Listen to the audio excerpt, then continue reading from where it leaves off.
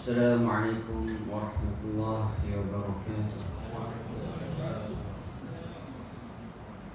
أعوذ بالله من الشيطان الرجيم. بسم الله الرحمن الرحيم. الحمد لله نحمده ونستغفره ونعوذ بالله من شرور أنفسنا ومن سيئات أعمالنا. من يهده الله فلا مضل له ومن يضلله فلا هادي له. أشهد أن لا إله إلا الله وأشهد أن محمدا رسول الله. والصلاة والسلام على أشرف الأنبياء والمرسلين وعلى آله وأصحابه أجمعين. سبحانك لا علم لنا إلا ما علمتنا إنك أنت العليم الحكيم. ولا حول ولا قوة إلا بالله العلي العظيم. رب اشرح لي صدري ويسر لي أمري واحلل عقدة من لساني يفقهوا قولي. أما بعد، فيا عباد الله اتقوا الله، أوصيكم وإياي بتقوى الله، فقد فاز المتقون. أما بعد. Alhamdulillah, kita dapatkan setinggi-tinggi pujian kehadirat Allah Subhanahu wa taala, dan kita bersyukur kehadirat Allah Subhanahu wa taala kerana dengan limpah kurnia taufik dan hidayah Allah Subhanahu wa taala dapat kita menyambung kembali kuliah menggunakan kitab Al-Fiqhul Manhaji, yakni pada bab menguraikan bab undang-undang kekeluargaan, nikah, talak, nafkah, penjagaan anak-anak, penyusuan, menentukan keturunan dan juga anak buangan. Ini dalam bab munakahat. Qala mu'allif rahimahullah wa nafa'ana bi'ulumihi fid dharain amin ya rabbal alamin. Sambungan pada tajuk rukun nikah, yakni pada rukun nikah sirah mistilah mutlak, yang mana rukun nikah ada 5 sirah, yakni bentuk ungkapan kata ataupun bentuk perkataan, kalam, berkalam. Al-kalamu wal lafzu, kalam itu dilafazkan. Yang kedua isteri, yang ketiga suami, yang keempat wali, yang kelima 2 orang saksi. Ini adalah merupakan rukun nikah. Dan syarat bagi rukun nikah yang ke-6 ini sirah mistilah mutlak. Jadi bermaksud kita masih dalam perbincangan tentang rukun nikah. Yang pertama itu sirah. Sirah itu maksudnya ungkapan ijab dan qabul. Ijab tu daripada wali yang wakil kepada pengantin perempuan, qabul tu daripada laki-laki. Maksudnya ijab tu tawaran, qabul tu penerimaan. Tawaran pihak perempuan, penerimaan bagi pihak laki-laki. Yang menikah tu maksudnya ikatan. Nikah itu adalah merupakan ataupun dipanggil satu ikatan daripada ijab dan qabul. Akad itu ikatan ijab dan qabul. Ijab, apa yang disirahkan, yakni ijab dan qabul.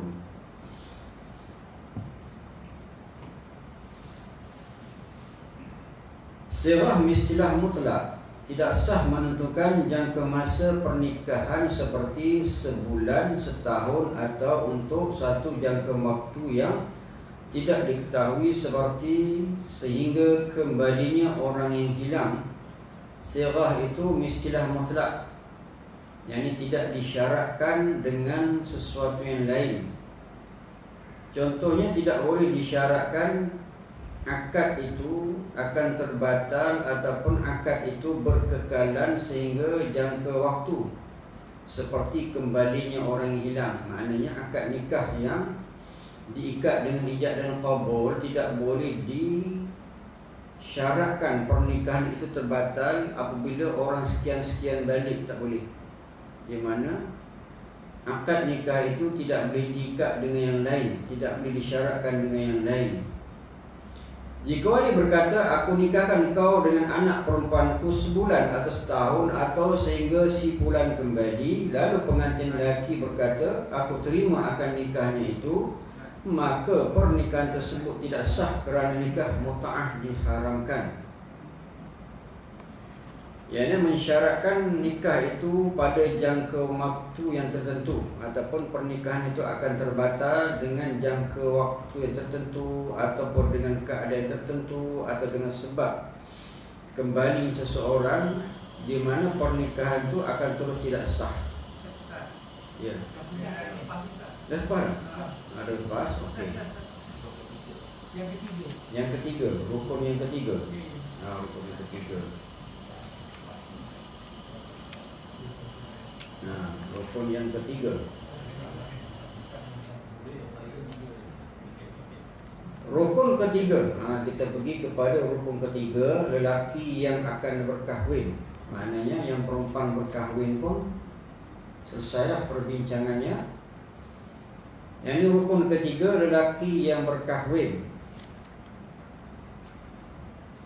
Syarat bagi lelaki yang akan berkahwin.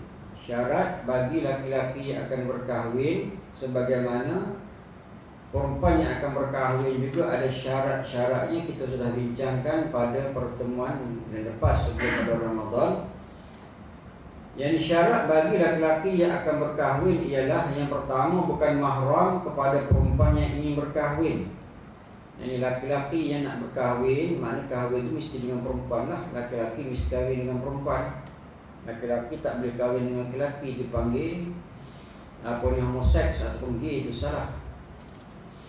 Yang mana laki-laki yang akan berkahwin dengan perempuan yang akan dikahwinkan itu mesti bukan mahram. Mahram itu maksudnya orang yang tidak sah nikah ataupun haram nikah. Yang mereka ni ada hubungan pertalian nasab dengan sebab nasab. Ada satu lagi muhrim. Muhrim tu dia orang dalam ihram haji dan umrah. Mahram dan muhrim berbeza maksud. Jadi kalau kita kata ini mahram saja, ini mahram saya, maknanya orang ni tak boleh nikah dengan saya. Siapa? Seperti mak kita, seperti adik-beradik, ataupun kakak ataupun adik perempuan mak kita, itu panggil mahram. Kalau muhrim tu orang yang dalam ihram haji ataupun umrah. Sahaja aku berihram haji dan sahaja aku mengerjakan haji dan aku berihram dengannya, bermakna orang tu di dalam ihram, dipanggil orang yang muhrim.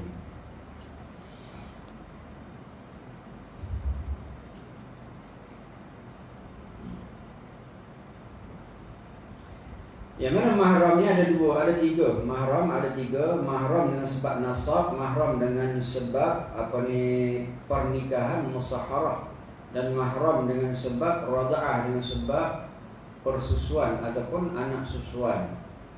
Mahram dengan sebab nasab tu adalah merupakan mereka tu daripada pertalian keluarga ataupun daripada benih ataupun rahim, seperti adik-beradik mak kita sebutkan tadi, ataupun mak kita, ataupun nenek kita ke atas, di mana bagi mahram. Ada yang haram juga kahwin, mahram yang sementara, seperti adik perempuan isteri kita ataupun kakak perempuan isteri kita, di mana mereka itu haram berkahwin selagi kita masih bersama dengan isteri. Dipanggil mahram dengan sebab musaharah. Dan ada juga mahram dengan sebab apa? Dengan sebab rada'ah, dengan sebab persusuan, ibu susuan, adik-beradik ibu susuan. Itu adalah mereka-mereka yang, di antara mereka-mereka yang tidak boleh dikahwini. Lelaki tertentu, jika wali berkata, aku kahwinkan anak perempuan aku dengan salah seorang daripada kamu berdua, maka perkahwinan tersebut tidak sah, kerana tidak ditentukan lelaki mana yang akan dikahwinkan. Ini lelaki yang nak berkahwin atau dikahwinkan tu mesti laki-laki yang disebut secara spesifik lah, mana orang tu nak dikahwinkan. Tidak boleh secara borong, ijmali, tak boleh. Mesti dalam bentuk yang ini, mesti satu orang yang kita sebut namanya ataupun kita tahu orang itu. Tidak boleh diumumkan. Yang ketiga, tidak berada dalam ihram haji atau umrah kerana berpandukan hadis sebelum ini, la yankihul muhrimu wala yunkahu wala yakhtub. Yang bermaksud orang yang berihram, yakni laki-laki dan perempuan, tidak boleh berkahwin dan tidak boleh dah kahwinkan dan tidak boleh meminang. Ini adalah larangan, yakni bernikah bagi orang yang dalam ihram, sama ada laki-laki dan perempuan. Mana orang yang dalam ihram haji ataupun ihram umrah, di mana tidak sah pernikahan mereka, mereka haram berkahwin. Dan juga mereka juga tidak boleh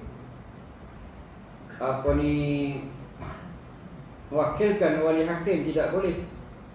Contohnya seorang ayah dalam ihram haji ataupun umrah, dia tidak boleh mewakilkan pernikahan anaknya kepada wali hakim.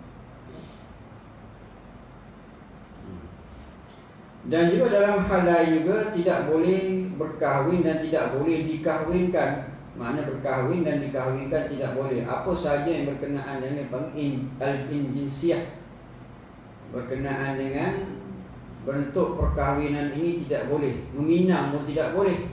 Ini haram. Kan kita belajar dalam bab haji itu kan ada berapa? 13 larangan kan? 13 larangan. Apabila satu orang tu di dalam ihram haji dan umrah, ada 13 larangan. 10 larangan, 3 larangan terakhir itu berkenaan dengan al-jinsiyah, berkenaan dengan hubungan kelamin.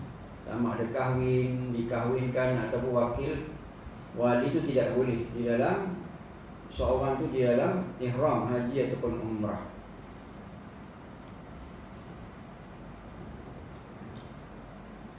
Habis rukun keempat, wali. Rukun keempat, kita pergi kepada rukun keempat, wali. Maksud al-wilayah. Al-wilayah dari segi bahasa bermaksud kasih sayang dan pertolongan. Firman Allah Ta'ala, wali itu daripada perkataan al-wilayah. Maksud al-wilayah dari segi bahasanya adalah kasih sayang dan pertolongan. Sebagaimana firman Allah Subhanahu wa taala, "Wa may yatawallallaha wa rasulahu walladzina amanu fa inna hizballahi humul ghalibun." Yang bermaksud, surah Al-Maidah ayat 56, yang bermaksud dan sesiapa yang menjadikan Allah dan Rasulnya dan orang-orang yang beriman sebagai wali, yakni penolongnya, maka dapatlah ia kemenangan. Kerana sesungguhnya golongan yang berpegang kepada agama Allah, itulah yang tetap menang. Ini dimaksud sebagai wali. Wali di sini, yakni penolong. Ini wali itu adalah penolong. Dari segi bahasa ini disebut di dalam Al-Quran, wa may yatawallallah, barang siapa yang menjadikan Allah, wa may yatawallallah wa rasuluh, barang siapa yang menjadikan Allah dan Rasulnya, ini sebagai wali lah, di mana mereka akan mendapat pertolongan. Wali masuk di sini penolong. Itu segi bahasa. Al-wilayah dari segi syarak ialah melaksanakan kata-katanya terhadap orang lain dan mengawasi urusan mereka. Jadi kalau kita sebut sebagai dari segi istilah, bermakna istilah tu akan ada dua. Definisi tu ada dua. Satu istilah dari segi bahasa ataupun istilah dari segi syarak. Jadi dua ini perlu untuk memahami akan satu-satu perkara. Ulama-ulama kita akan mengistilahkan. Istilah dari segi syarak pula, iaitu melaksanakan kata-katanya terhadap orang lain dan mengawasi urusan mereka. Itu panggil al-wilayah dari segi syarak, melaksanakan kata-katanya terhadap orang lain dan mengawasi urusan mereka. Maksud orang lain adalah orang yang tidak mampu mengurus dirinya dan orang gila serta perempuan baligh yang berada di bawah jagaan wali ikhtiyar, wali biasa, bukan wali mujbir. Setengah ulama mentakrifkan al-wilayah sebagai melaksanakan kata-katanya terhadap orang lain, sama ada dia suka atau tidak, termasuk dalam pengertian ini wilayah al-ijbar, yakni wilayah ataupun wali mujbir. Apa beza wali mujbir dengan wali biasa? Wali mujbir ni adalah wali akrab. ayah dan ke atas dia panggil wali mujibir. Maksud wali mujibir di sini, wali yang ada kuasa kepada anak perempuan dia. Maknanya dia boleh menikahkan kepada sesiapa yang dia rasa sesuai kepada anaknya. Lebih-lebih lagi anak yang mana anak bukan janda lah, anak dara. Anak kalau yang janda tu, yang ni tidak ada kekuasaan wali kepada dia untuk menikahkannya. Berbeza dengan anak dara, wali mujibir ni ada kuasa untuk menikahkan dengan seorang yang dia anggap sesuai demi agama dan juga masa depan, masalah hidup anak perempuan, panggil wali mujibir. Ataupun dari segi lain juga dipanggil wali akrab. Wali akrab tu wali yang rapat dekat. Wali akrab ni ayah, atuk dan ke atas.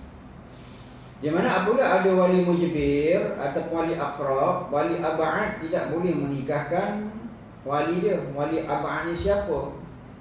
Adik-beradik. Adik-beradik si perempuan itu, adik-beradik laki-laki perempuan, ataupun ke bawah lagi bapa saudara, adik-beradik ayahnya, ataupun ke bawah lagi yakni sepupu, yakni anak kepada bapa saudaranya, dia dipanggil wali ataupun ab'ad. Apabila ada wali akrab, di mana wali ab'ad tidak boleh menikahkan orang yang di bawah perwaliannya. Dalam kes ini siapa yang boleh menikahkan? Yakni wali hakim. Contoh, kita ambil contoh. Sebab dia sebut ni wali biasa. Wali biasa ni mana wali ab'ad lah. Wali ab'ad. Wali ni ada tiga. Wali akrab ataupun wali mujibir, dan juga wali ab'ad, jauh, wali jauh. Wali ab'ad, wali akrab tu dekat lah. Ab'ad tu jauh. Dan juga wali hakim, ada tiga. Ini apa contoh? Kita ambil contoh apabila seorang dalam ihram haji. Dalam ihram haji, bagaimana anak ataupun orang di bawah perwalian yang nak nikah? Di mana orang yang nak menikah itu boleh minta kepada wali hakim menikahkan mereka. Sebab wali mujibir ataupun wali akrab seperti ayah, atuk tak boleh menikahkan sebab mereka dalam ihram. Dari kes ini bagaimana nak selesai? Kena wali hakim lah, wali lantikan daripada pemerintah, sama ada qadi ataupun ke bawah. Kan dia ada adik-beradik laki-laki, dia tak boleh. Sebab wali akrab ada, cuma wali akrab terhalang menikahkan orang bawah perwalian dengan sebab dalam ihram. Di mana tidak boleh turun taraf wali, tidak boleh turun hak kepada wali akrab, tidak boleh turun hak pada wali ab'ad dengan sebab wali akrab, ini ayah ataupun atuk tu masih ada. Dalam kes itu kena pergi kepada wali hakim. Boleh faham maksud saya? Boleh. Kalau kita faham sebegitu, tak adalah masalah orang tu nak pergi menikah ke Thailand. Tak ada persoalan nak menikah ke Thailand. Kalau wali akrab tidak mau menikahkan anaknya ataupun orang di bawah perwaliannya, hak itu akan pergi kepada wali hakim. Apabila 3 kali wali akrab ataupun wali mujibir tidak mau menikahkan anaknya dan diminta oleh wali hakim atau pemerintah suruh menikahkan anak itu, dia enggan. Di mana hak itu akan pergi kepada wali hakim. Tak ada kena-mengena sebenarnya nikah ke Thailand. Tu benda tu. Ayahnya tak nak menikahkannya, pergilah jumpa wali hakim. Wali hakim akan semak dia punya latar belakang dia, akan semak dia punya pendapatannya, ekonomi dan sebagainya. Dalam bab itulah kadang-kadang orang tak sanggup. Sebab syarat untuk menikah kedua, ketiga dan sebagainya syarat ketat daripada pemerintah agar orang yang nak menikah kedua, ketiga tu orang betul berkemampuan dari segi zahir dan batin. Kalau pergi ke Thailand sana tak adalah syarat macam tu. Biasa mungkin sebab itu orang shortcut pergi ke Thailand. Yang ini kita akan belajar lah, yang kenapa hak perwalian itu dipindahkan kepada wali hakim dan tak boleh dipindah kepada wali ab'ad, wali jauh. Selagi ada wali akrab ataupun wali mujibir, hak wali itu tidak boleh berpindah kepada wali ab'ad, wali jauh. Seperti adik-beradik perempuan yang nak menikah itu, bapa saudaranya ataupun anak bapa saudara sepupu dia. Ini adalah bagi sebagai wali ab'ad, wali jauh. Hak itu tak boleh pergi kepada mereka selagi wali mujibir ataupun wali aqrab, yakni ayah atuk ke atas tu masih ada. Boleh, insya-Allah.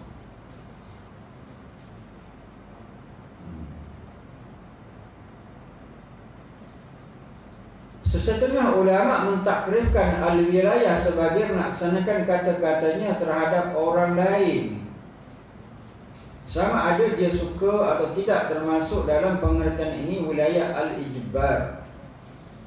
Maknanya wilayah al-ijbar, wali mujibir ini memang tertentu kepada orang tertentu, suka tak suka memang hak ataupun perkara itu memang jadi hak dia. Dia suka ataupun tak suka. Ayah dan ke atas ni panggil wali mujibir. Ini ayah dan ke atas, yang ini berkuasa penuh terhadap orang di bawah walinya, seperti anak dara lah. Kalau anak perempuan yang sudah janda, dia tidak kuasa penuh. Yang ini dia berhak menentukan ahli hidup dia sendiri. Cuma pernikahan itu melalui lafaz daripada walinya, tapi hak memilih dengan siapa yang dia nak kahwin atau bernikah bagi perempuan ataupun anak perempuan yang sudah jadi janda tu hak kuasa penuh bagi diri dia. Boleh faham tak saya? InsyaAllah kita semua ni menjadi wali, pernah menjadi wali, akan menjadi wali. Jadi benda macam ni penting untuk kita faham hak kita tu apa. Kan biasa kita tengok dalam majlis nikah, walinya ada, tiba-tiba wali hakim yang menikahkan. Kenapa jadi macam tu? Wali akrab, ayahnya, yakni wakilkan kepada wali hakim untuk menikahkan anaknya. Mungkin banyak sebab lah. Satu daripadanya gugup. Jadi gugup, tak biasa bercakap di hadapan orang ni, walaupun hanya berapa kalimah, aku nikahkan akan nikah dan sebagainya, tu tak sanggup nak sebut. Kejap lagi aku pula bernikah, jadi kata. Jadi semua tu tak biasa nak sebutkan. Jangan tuan-tuan, benda macam tu nampak macam tak munasabah kita fikir, tetapi 2-3 patah perkataan di hadapan orang semua pandang kat kita, dia jadi lain.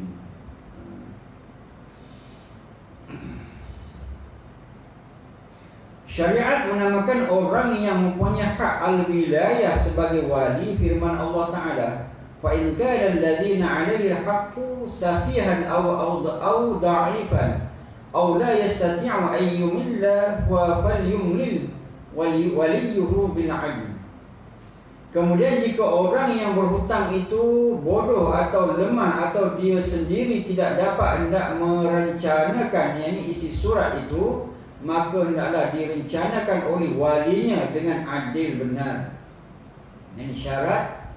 Orang syarat menamakan orang yang mempunyai hak al-wilayah sebagai wali. Disebut di dalam Al-Quran, فَإِنْ كَانَ الَّذِينَ عَلَيْهِ حَقُّ سَفِيهًا أَوْ ضَعِيفًا أَوْ لَا يَسْتَطِيعُ أَنْ يُمِلَّ فَلْيُمْلِلْ وَلِيُّهُ بِالْعَدْلِ. Yakni syaratnya apa? Dia mesti adil. Adil maksud di sini adalah benar.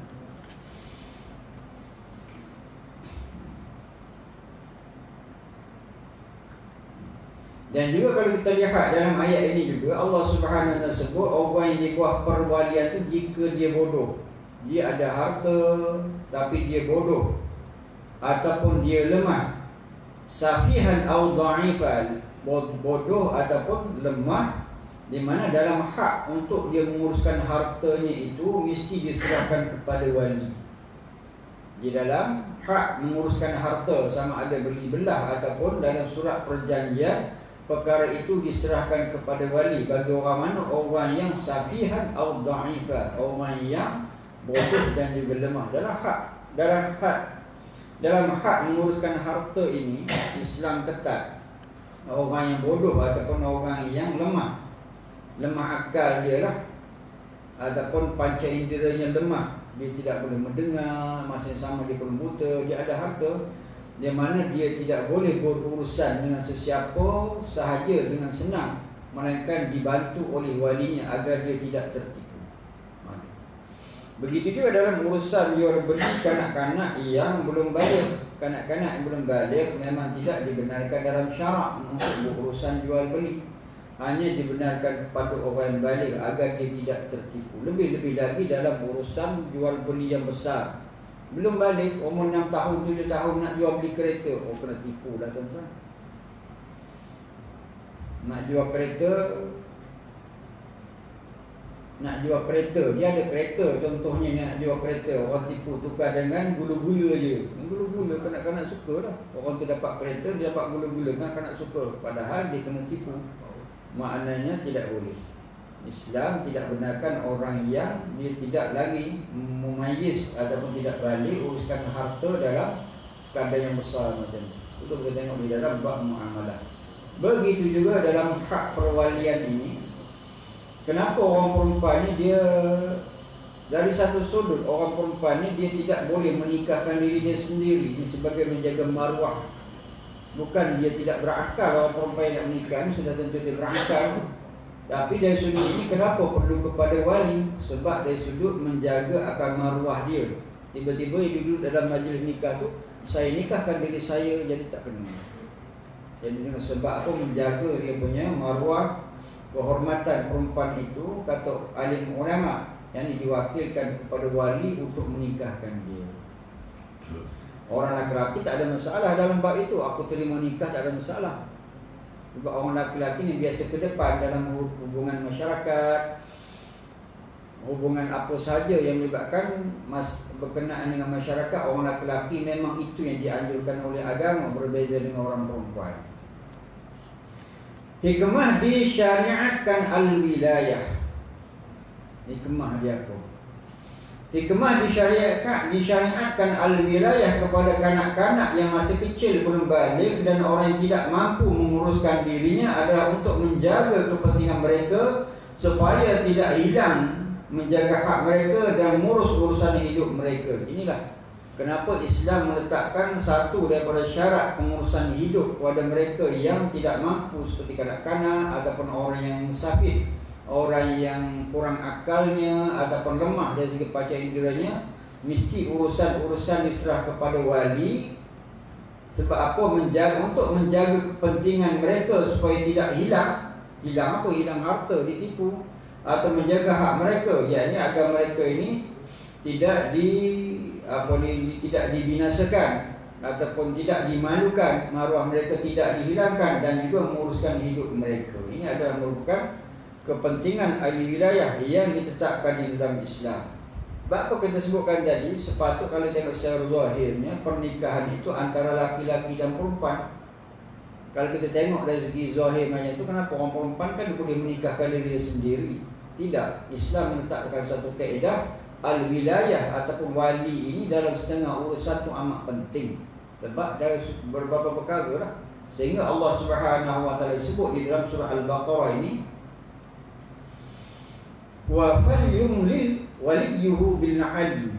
Naklah direncanakan oleh walinya dengan adil. Mana wali di sini disebut jelas dalam surah Al-Baqarah ayat 282, dan wali itu disyaratkan orang yang adil. Adil maksud orang benar dalam agama, orang tidak melakukan perkara yang fasik, orang yang tidak kekal dalam melakukan dosa-dosa yang kecil, dan orangnya mana dia bukan kafir lah. Dalam hak menjaga orang Islam, seorang wali itu mesti muslim dan tidak kekal di dalam melakukan dosa-dosa kecil, dan tidak banyak ataupun tidak melakukan dosa besar bagi fasik. Ini adalah merupakan orang yang adil. Seterusnya, kewujudan wali dalam perkahwinan adalah wajib.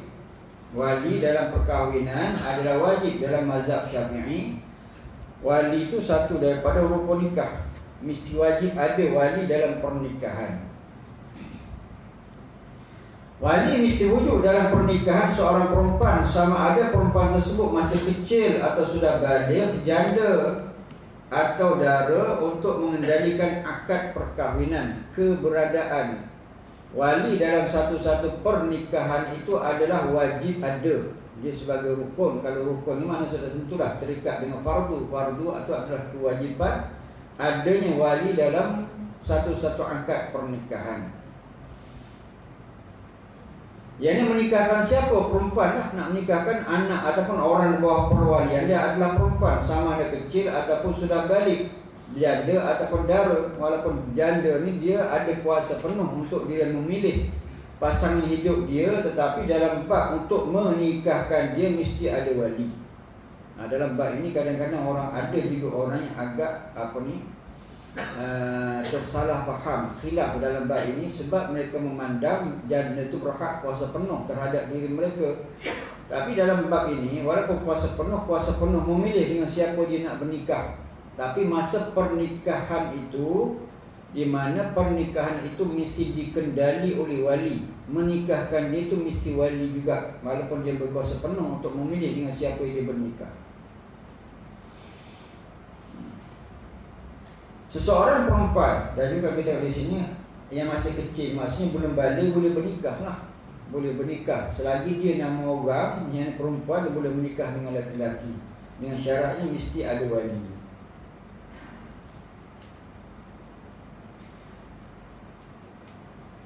Jadi kerana itulah kalau kita pergi lebih jauh, yang ini pernikahan, akad nikah ni benda yang tidak boleh dipermainkan.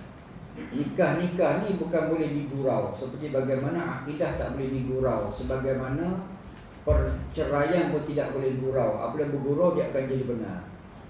Begitu je dengan rujuk, kalau bergurau dia akan jadi benar. Contoh, kita ambil contoh, apabila dalam satu tempat ataupun dalam satu keadaan rukun-rukun nikah ni ada sama. Contoh 5 benda ni ada. Maknanya pengantin lelaki, ada pengantin perempuan, ada wali, ada 2 saksi, ada ijab qabul. Saya ambil contoh, andai kata orang ni jahil lah. Kadang-kadang kejahilan ni boleh menyebabkan kerosakan. Bergurau dalam satu majlis, sebab contoh mungkin tak berlaku, tapi mungkin boleh berlaku. Tengah minum petang ni, tengok ada orang kawan kita bawa anak perempuan kecil, kita bergurau cantiknya, adik nikah dengan pakcik boleh. Lepas tu yang ayahnya pun jahil juga macam kita, aku nikahkan kau. Perkataan itu sah, sebab saksi ada, saksi 2, wali ada, pengantin lelaki dan pengantin perempuan. Pengantin perempuan tu tak perlu kepada dia. Jadi wali itu yang yang menguasai diri dia. Dalam pergurauan itu dia akan jadi nikah sah. Jangan buat main. Sebab akad tu boleh jadi, walaupun bergurau dia akan jadi benar. Begitu juga dengan perceraian. Dengan apa dia sebut lafaz talak ataupun cerai, walaupun bergurau dia akan jadi perceraian. Begitu juga dengan rujuk. Rujuk kalau diguraukan, saya rujuk awak kembali, mana dia akan jadi benar. Jadi dalam apa? Dalam bab talak rajak ini lah. Talak rajak ini, talak 1 dan talak 2 kita akan bincang. Kewujudan wali itu, balik kepada kitab kita. Seseorang perempuan tidak diharuskan mengahwinkan dirinya sendiri atau mengahwinkan orang lain sama ada dengan keizinan wali ataupun tidak. Orang perempuan tidak harus maksudnya haram lah. Harus tu mana benda yang boleh dibuat, tidak berdosa dan ditinggal, dan kalau buat pun tidak berpahala, harus. Tapi kalau disebut tidak harus, maknanya adalah haram. Tidak harus, haram. Haram mengahwinkan dirinya. Seorang perempuan tidak diharuskan atau diharamkan mengahwinkan dirinya sendiri atau mengahwinkan orang lain, sama ada dengan keizinan wali ataupun tidak. Orang perempuan tidak boleh menikahkan diri sendiri, dan juga dia juga tidak boleh menikahkan orang lain. Contohnya seorang ibu dia menikahkan anak perempuan dia, tak boleh, tidak sah pernikahan itu, dan perbuatan itu ada haram. Walaupun kalau ada majlis mana-mana pun seorang ibu, seorang perempuan, biasa dia ke depan. Biasa macam itulah, walaupun tidak semua, kebiasaannya dia ke depan segala benda. Nak pinjam periuk belanga, nak buat itu, nak plan itu, plan ini, orang perempuan biasa ke depan. Orang lelaki dia steady, relax, sandar dekat dinding, itu je biasa macam tu kan. Dia hanya ulur ongkos saja. Biasa macam tu. Berapa duit? Macam tu. Dia nak fikir banyak-banyak ni, dia orang perempuan yang dia kreatif dalam bab menguruskan ataupun dalam bab merencanakan ni. Walaupun sebegitu, apabila hari pernikahan tu orang lelaki mesti ke depan, jangan ke belakang juga. Tiba-tiba isterinya duduk depan, aku nikahkan kau, itu tidak boleh lah. Walaupun orang perempuan yang biasa dia kreatif, dia biasa ke depan, tapi dalam urusan akad nikah tu mesti orang lelaki juga kan. Biasa orang lelaki macam tu.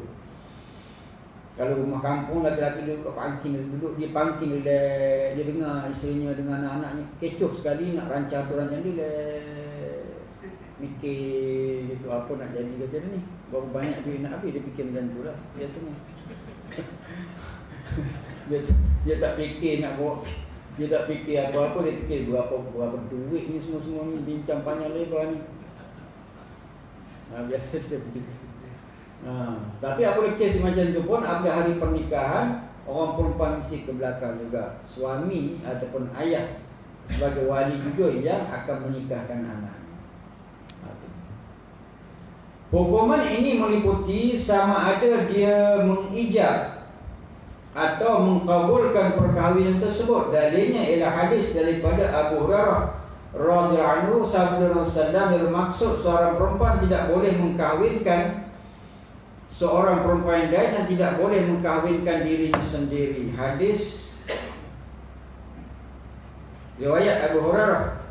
Dan juga dia berkata, pada zaman Nabi SAW, kami menganggap perempuan yang mengahwinkan dirinya sendiri sebagai perempuan jahat. Dalam satu riwayat disebut sebagai perempuan yang berzina. Jadi jelas dari sini mengahwinkan itu mesti wali lah. Wali itu mesti laki-laki. Dan menerima perkahwinan itu juga mesti laki-laki. Apa maksud di sini? Atau pernikahan, yang ini menikahkan tu kita faham, menikahkan tu adalah wali mesti laki-laki. Dan orang yang menerima pernikahan, contohnya laki-laki tu pada hari tu dia tidak ada dalam majlis nikah. Tiba-tiba dia ni emergency, dipanggil oleh kerajaan sebab dia ada urusan negara, umpamanya hari nak nikah tu, semua dah ada dah. Ya ni wali hakim ada, semua ada dah, semua peralatan ada, semua dah dijemput orang.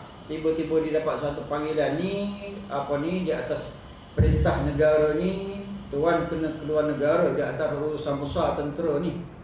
Dia pun nak buat macam nak nikah ni, nak nikah sekarang, wali hakim ataupun imam nikah belum sampai, dia nak ambil catatan dan sebagainya, macam mana nak buat?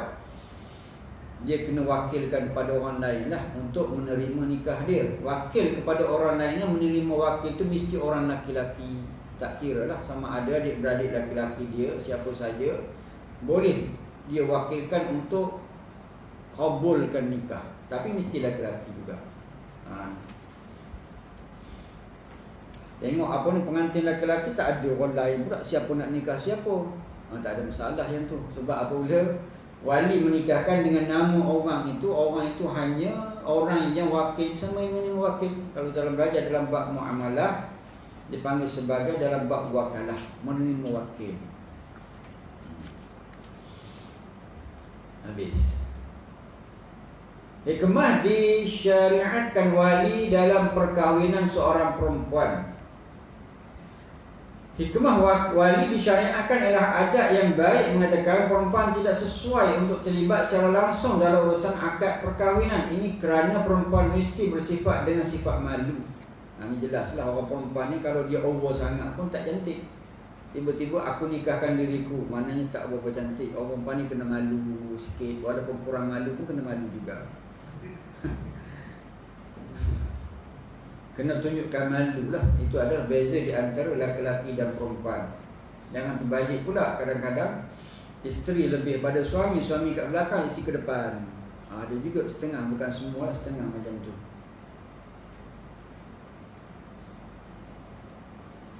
Dalil wajib wujudnya wali sewaktu seseorang perempuan berkahwin. Hukum wajib wujudnya wali sewaktu seorang perempuan berkahwin adalah berpandukan kepada ayat Al-Quran dan hadis Nabi SAW. Firman Allah Ta'ala, wa idza talaqtumun nisaa fa balaghna ajalahunna fala ta'dhuluhunna an yankihna aw azwajahunna idza taradaw bainahum bil ma'ruf. Dan apabila kamu menceraikan isteri-isteri kamu lalu habis masa iddah mereka, maka janganlah kamu wahai wali-wali nikah menahan mereka daripada berkahwin semula dengan bekas suami mereka apabila mereka laki-laki dan perempuan itu bersetuju sama sendiri dengan cara yang baik yang dibenarkan oleh syarak. Ini adalah merupakan hukum wajib wujudnya wali dalam satu pernikahan. Wa idza talaqtumun nisa fa balagna ajalahunna fala ta'dhuluhunna ay yankihna azwajahunna idza tarada bainahum bil ma'ruf. Makna dalam ayat ini jelas kepada kita kewujudan wali ini dalam satu pernikahan adalah sesuatu kewajipan. Ini ulama dalam mazhab Syafi'i mengambil dalil daripada surah Al-Baqarah ayat 232 sebagai kewajipan ataupun sebagai rukun. Wali itu adalah wujud sebagai rukun dalam pernikahan. Imam Syafi'i rahimahullah berkata ayat ini adalah bukti paling kukuh dalam mengambil kira kedudukan wali. Jika kedudukan wali tidak diambil kira, tentulah dia tidak kuasa menghalang perkahwinan. Mana kata Imam Asy-Syafi'i, ayat ini adalah merupakan bukti kukuh untuk mengambil kira mesti pernikahan itu wujud wali. Wali itu sebagai rukun. Di mana alasan yang lain juga kata Imam Asy-Syafi'i, kalau wali itu bukan sebagai rukun nikah, sudah tentulah untuk menghalang sesuatu perkahwinan ataupun wali itu tidak berkuasa dalam satu perkahwinan. Anda kata wali itu bukan wujud sebagai rukun, mana wali ini tak ada nilai apa-apa dah kalau dia tidak wujud daripada rukun, hanya cakap-cakap saja. Jadi seorang ayah kan sebagai wali, dan sudah tentulah apabila anaknya bermasalah dalam pernikahan, dia berhak untuk menasihat, untuk bercerai dan sebagainya. Tapi kalaulah dia tidak berkuasa wujud sebagai wali rukun dalam pernikahan, sudah tentulah perkataannya tidak ada nilai apa-apa. Dan itulah maksud kata Imam Syafi'i, kewujudan wali itu adalah rukun. Dengan sebab apa? Pernikahan perlu kepada dia, perceraian perlu kepada dia. Kalau apa berlaku permasalahan dalam keluarga, wali lah yang berkuasa penuh untuk menentukan hala tuju pernikahan tersebut. Sunnah juga menjelaskan perkara ini. Nabi SAW bersabda, yang bermaksud tidak sah pernikahan melainkan dengan adanya seorang wali dan dua orang saksi yang adil. Mana-mana pernikahan tanpa kehadiran mereka adalah batil. Boleh rujuk yang dia punya nota kaki dia. Riwayat Ibn Hibban, lihat Mawarid Az-Zam'an ila Zawaid Ibn Hibban, kitab nikah, bab hadis-hadis mengenai wali dan saksi. Dan dalam hadis yang berikutnya, la nikaha illa biwaliyin, tidak ada sah nikah melainkan dengan wali. Hadis ini nota kakinya nomor 1. Yang ini riwayat Abu Daud dalam kitab nikah, bab mengenai wali nomor 2083, Ibn Majah dalam kitab nikah, bab tidak sah menikah melainkan dengan wali nomor 181, dan Tirmizi dalam kitab nikah, bab tidak sah pernikahan melainkan dengan wali nomor 1102 daripada Aisyah. Ini adalah merupakan hadis-hadis tentang wali itu sebagai rukun. Azan ya.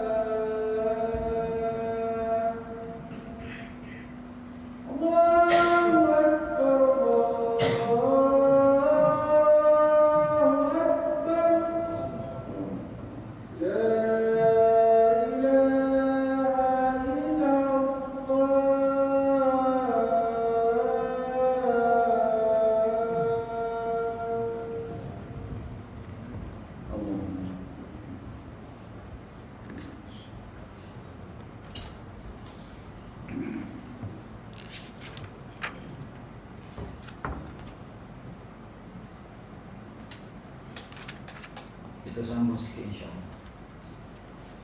Hukum berkahwin tanpa wali dan perkara yang menyusul selepasnya. Apakah hukum seorang itu menikah tanpa wali dan kesan daripada pernikahan tanpa wali? Apabila seorang perempuan mengahwinkan dirinya sendiri tanpa wali, nikahnya dikira batal.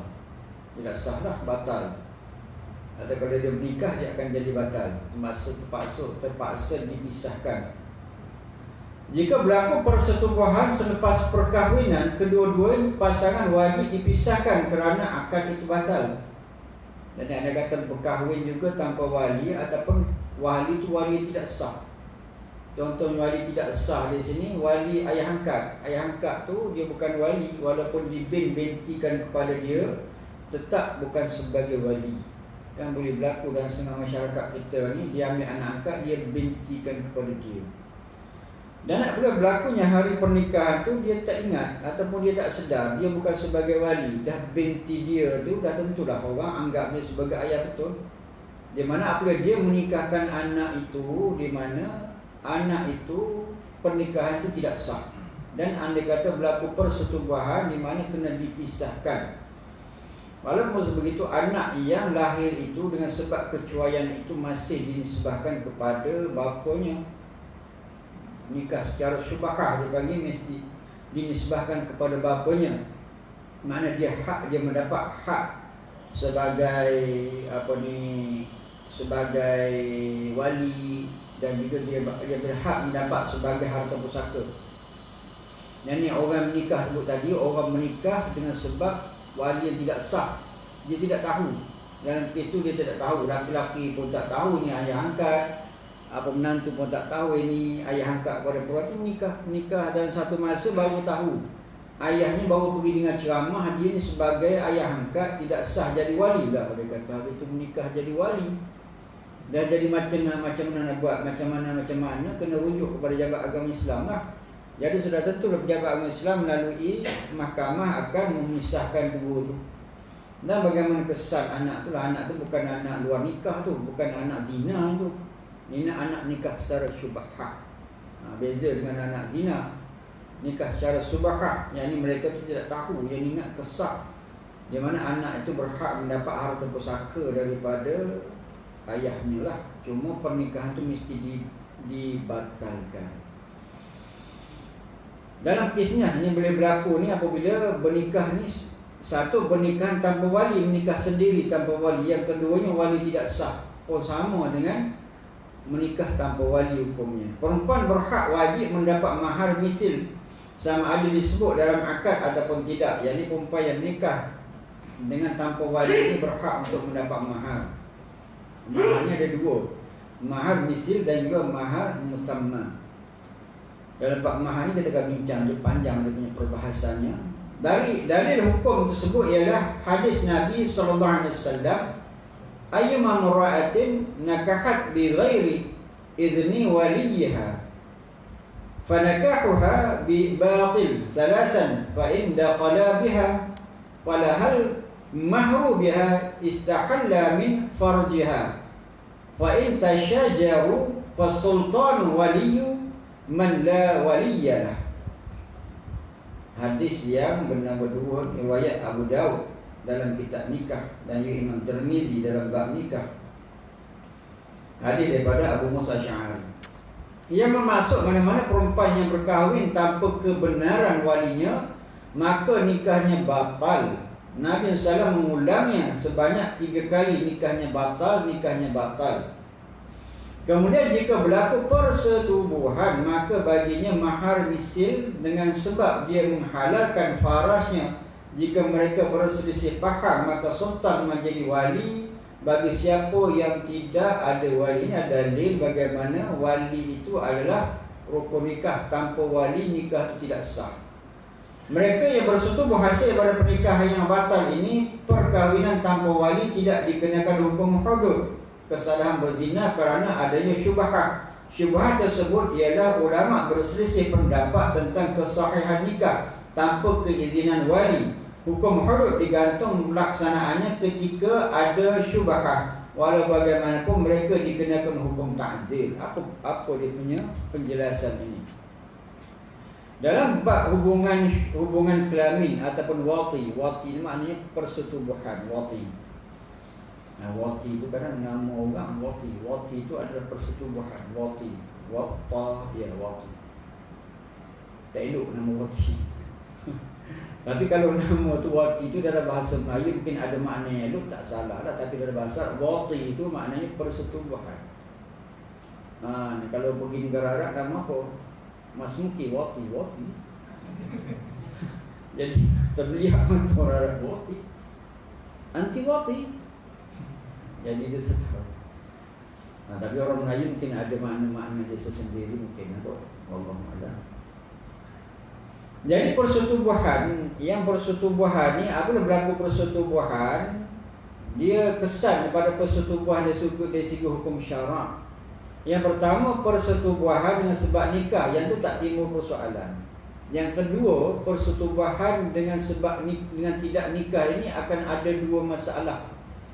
Persetubuhan tanpa nikah, nombor satu, dia akan dinamakan sebagai zina. Persetubuhan tanpa nikah yang kedua dia panggil syubhat. Kesan daripada dua tu tak sama. Orang yang berzina ini ada hukuman sebat, seratu-ratan kepada dia dan buan negeri, disebut dalam surah An-Nur. Dan perempuan yang persetubuhan ghairu muhsan, persetubuhan ghairu muhsan, orang yang tidak pernah bernikah, dia bersetubuh, dia panggil ghairu muhsan. Di mana dalam kes ini, kes hudud, dia kena sebat seratu-ratan dan buan negeri, itu surah An-Nur. Dan juga orang yang pernah bernikah, dia bersetubuh, dia panggil muhsan. Orang macam ni bersabit dengan hadis Rasulullah, yakni kena rejam sampai mati. Itu kesan perzinaan. Yang bersetubuh ni ada dua kesan. Selain bersetubuh tanpa nikah ada dua kesan. Satu, kalau tu sabit dengan berzina, dia akan kena hukum tadi. Dan yang keduanya, nak mengelakkan dia daripada kena dua hukum tadi, di sini Islam menetapkan satu klaus, yakni syubhat. Kalau persetubuhan dengan syubhat, bermakna orang tu terhindarlah daripada kena rejam seratu-ratan buan negeri dan juga ataupun sebat seratu-ratan dan buan negeri ataupun rejam sampai mati, terhindar yang tu. Kalau syubhat ni dia kena hukum ta'zir sahaja. Hukum ta'zir ni bagaimana? Hukum ta'zir itu diserahkan kepada pemerintah untuk mendenda dia, sama ada dengan kaunseling ke, kena bayar denda dan sebagainya, panggil ta'zir. Dalam syubhat, dalam setubuh syubhat ni macam-macam. Contohnya lain, orang ni salah bersetubuh. Contohnya malam pernikahan tu dia sibuk sangat, kenduri, penat sangat, salah masuk bilik. Ingatkan isteri, ingatkan suaminya, rupanya dua-dua pasangan tu dia ni adalah kembar. Jadi yang kembar satu lagi baru menikah. Yang pertama tu kembarnya sudah lama menikah tapi ingat sama. Silap orang. Jadi fikir sedap dah isteri dua orang. Jadi ini syubhat. Apabila ada klaus syubhat, sudah tentulah tidak kena hukum hudud. Dia tidak termasuk dalam zina. Kalau zina ni bergerak hukumnya lah. Kalau dah pernah bernikah, secara Islamnya mana orang tu kena rejam sampai mati. Jadi orang macam ni panggil syubhat. Dalam kes syubhat macam ni bagaimana? Kena bayarlah dia punya misi, dia punya mahar. Dan anak yang lahir, kalau ada anak lahir, masih boleh dinisbahkan kepada ayah syubhat. Jadi Islam dia ada dia punya kelonggaran di situ. Tuan-tuan boleh belajar dalam bab hudud tu. Panjangnya tu. Ta'zir ialah hukuman yang tidak termasuk dalam hukum hudud. Ta'zir ni bukan hudud, ini hukum jinayah. Kanun jinayah syar'iyah ni dia ada hudud, ada qisas, ada diyat dan juga ada ta'zir. Kalau hudud ni mana apa maksud hudud? Hudud ni hukum Allah yang kena kepada penjenayah. Di dunia dia kena, di akhirat kena. Dan hudud ni Allah Subhanahu Wa Taala tetapkan kadarnya, keadaannya bila. Dan hudud ni jumlah tu ditetapkan oleh Allah Subhanahu Wa Taala. Kalau kisah pun juga hukum daripada Allah. Apa jenisnya? Kisah tu satu daripadanya bunuh, balas bunuh dan sebagainya lah. Jadi hukum tu ditetapkan oleh Allah. Berbeza dengan ta'zir, Allah Ta'ala tak tetapkan hukum. Ta'zir ni diserah kepada pemerintah, sama ada denda duit ke, sama ada denda kena sebat ke, ataupun denda kena buat negeri, asalkan denda ataupun hukuman itu boleh menginsafkan orang yang salah. Dia panggil ta'zir. Yang satu lagi dipanggil diat. Diat ni maknanya bayaran lah. Denda bayaran dengan sebab orang yang membunuh itu tadi dimaafkan oleh keluarga pembunuh. Diat tu 100 ekor unta dan sebagainya, dan dibayar dalam 40. Ta'zir hukuman yang tidak termasuk dalam hukum hudud. Qadi menentukan bentuk hukuman yang mampu menghalang daripadanya berlaku dan memberi pengajaran kepada pelakunya. Kedudukan wali menurut susunan, panjang lagi tuan-tuan tu. Kita tangguh dah dulu kok. Panjang sangat. Kau boleh? Nak habis juga boleh. Tangguh dah tuan-tuan, insya-Allah. Jadi panjang masa dekat pukul 9. Mudah-mudahan dapatlah manfaat kepada kita. Yakni kita ni mungkin pernah jadi wali ataupun satu hari akan jadi wali. Ambil belajarlah. Mudah-mudahan pernikahan orang di bawah perwalian kita mawaddah warahmah. A'udzubillahi minasyaitonirrajim. Bismillahirrahmanirrahim. Alhamdulillahirabbil alamin. Allahumma arinal haqqa haqqan warzuqna ittiba'ah wa arinal batila batilan warzuqna ijtinabah. Allahumma fa'alna bima 'allamtana wa ja'alna min 'ibadikas salihin. Wa sallallahu ala sayyidina Muhammad wa ala alihi wa sahbihi wa sallam. Alhamdulillahirabbil alamin. Aqulu qawli hadza wa astaghfirullahal azim li wa lakum wa lisa'iril muslimin wal muslimat fastaghfiruhu innahu huwal ghafurur rahim. Assalamualaikum warahmatullahi wabarakatuh.